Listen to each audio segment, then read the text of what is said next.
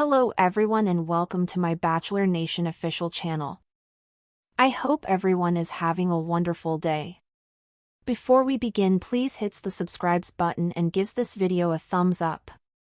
Joan Vassos, the Golden Bachelorette Season 1 star, is close to her mother, Mary, so would her mother go to Kansas because there is where Joan spends the majority of her time? In Season 1, Joan dated 24 golden men, but Chalk Chapel was always the frontrunner. That's why it's no surprise that he proposed after she handed him her final rose. The couple has been engaged for about a year, but their long-distance relationship has made things difficult. Joan is from Maryland, while Chalk grew up in Kansas. During Season 1 of The Golden Bachelorette, Joan made it known to viewers and potential suitors that her family was her top priority. She explained that she sought a man who would fit into her life and complement her family. Before appearing on the show, Joan demonstrated that she hosted weekly family meals and was the glue that held everyone together. However, her long-distance romance with Chalk is making her previous lifestyle difficult. Joan is making sacrifices to be with Chalk, and she may consider having her family visit her in Kansas. While the notion of having her family visit her in Kansas, where she and Chalk appear to be settling more, is appealing, it is unlikely that Joan's mother will relocate. Mary now resides in the Overlook, a retirement community in Maryland. It's unknown how long Mary has lived there, but she hasn't been under Joan's direct care. Mary lives in the community with her friends and neighbors and is unlikely to want to relocate her life to be closer to Joan than she was before Joan's reality TV popularity. Furthermore, since that Joan is no longer responsible for her old mother, she has the freedom to continue her relationship with Chalk wherever she goes.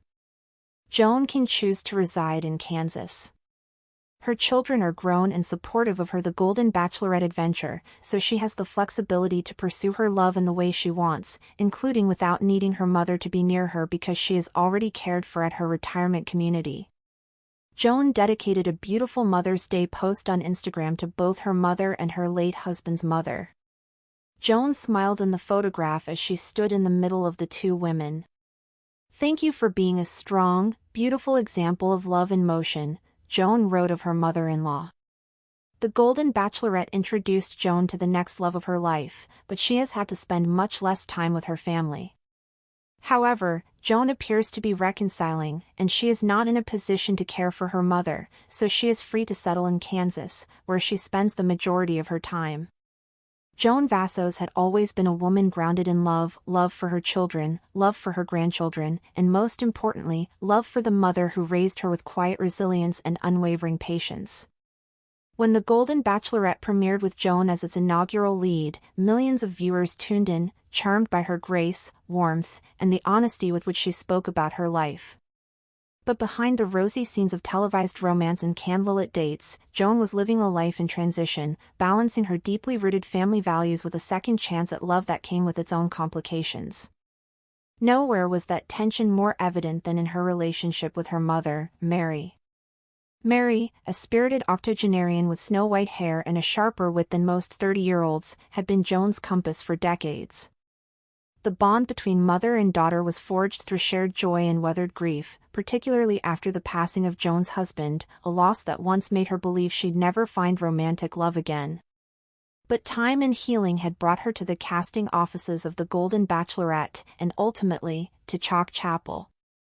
Chalk was unlike anyone Joan had ever met, a retired aviation engineer from Kansas with a soft-spoken demeanor, a love for poetry, and the kind of sincerity that made it clear his intentions were true.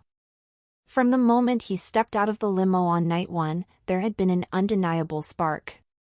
The other 23 men brought roses, jokes, and bold gestures, but Chalk brought quiet consistency and a calming presence that made Joan feel safe.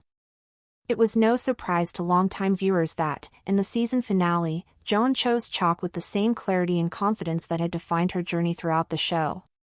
His proposal, set against a golden-hued sunset on the cliffs of Carmel by the sea, was the culmination of weeks of emotional honesty and heart-to-heart conversations.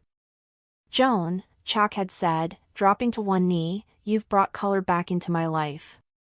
I don't want to live another day without waking up and seeing your face. Will you marry me?" She said yes. And yet, as magical as the proposal was, life after reality television proved more challenging than either of them had anticipated. Joan had always made it clear, both to Chalk and to her fans, that family was her top priority. That ethos was never in question. Before appearing on The Golden Bachelorette, she was the matriarch who hosted weekly Sunday dinners in her Maryland home. Her kitchen was the heart of the family, where generations gathered to laugh, reminisce, and pass down recipes. She was the glue, the scheduler, the keeper of traditions. Her grown children leaned on her for guidance, and her grandchildren adored her. But now, Joan was spending the majority of her time in Kansas, Chalk's lifelong home, where rolling fields replaced her suburban garden, and long drives had replaced impromptu visits from her grandkids. It was a new life, one full of promise and yet tinged with sacrifice. The long-distance nature of her relationship with Chalk had eventually become untenable, so she began splitting her time between the East Coast and the Midwest. The longer she stayed in Kansas, the more she began to envision a permanent life there. Still, that meant changes. Big ones. Mary, Joan's mother, had never been under Joan's direct care, but they had always lived close enough for regular visits, doctor appointments, and shared holidays. Mary now resided in the Overlook, a charming and well-staffed retirement community nestled in the wooded outskirts of Maryland. She had friends there, old neighbors, new bridge partners, and an ever-growing collection of confidants who gathered for morning yoga and afternoon trivia. It was a life of routine and contentment, and it had suited Mary well. The question many fans began to ask, especially after Joan and Chalk's engagement passed the one-year mark, was whether Mary would eventually move to Kansas to be closer to Joan. It seemed a natural question. Joan was spending more time in the Midwest, and family was her cornerstone. Wouldn't it follow that her mother would follow suit? But for those who knew Joan and Mary, the answer was far more nuanced. Mary was fiercely independent. Though she missed Joan when she was away, she was also thriving at the Overlook. The idea of uprooting her entire life, leaving behind her friends and the sense of community she had built, felt like an unfair ask. Joan knew this.